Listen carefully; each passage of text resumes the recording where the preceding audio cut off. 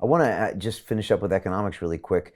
Trump has famously lowered taxes and now driven, the stock market to all-time highs, pursuing similar policies as Reagan in that sense. And first of all, does that surprise you that that has happened and that was that outcome? Well, I have. I'm delighted that Trump lowered corporate tax rates. Our tax system is still Leviathan.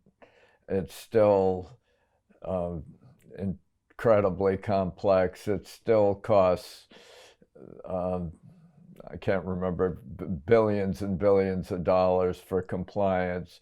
It loses revenues left and right, even with Trump's reforms. I'm glad that Trump did reform corporate taxes. We had some of the highest in the world, and that was causing companies to leave the United States or not establish themselves here. So you realize that the US stock market is only half as big as it was 20 years ago. There's only half as many public companies.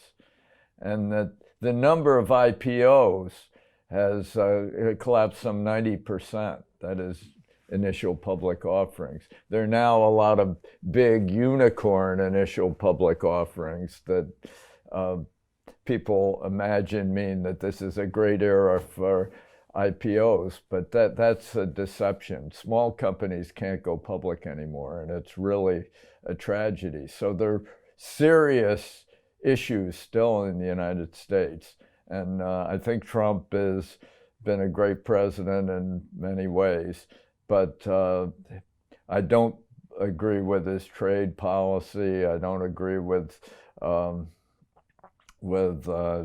his China policy. I think there are a number of problems, and I think the constant vaunting the stock market as much of the money that supports these record prices comes from the companies themselves. It's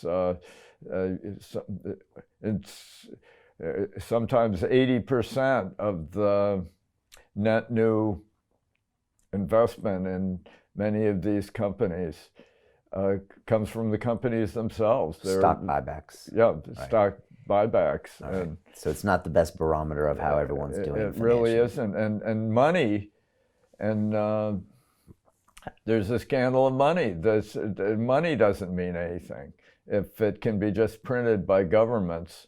That's why I believe that it's crucial to understand that money is essentially time. What remains scarce when everything else grows abundant? It's time. And money is what translates this ubiquitous economic scarcity that governs all our lives into the economy in a fungible way. So you can use this symbolic embodiment of time, which is money, to purchase goods and services and offer the signals, information signals of that govern economic growth and learning.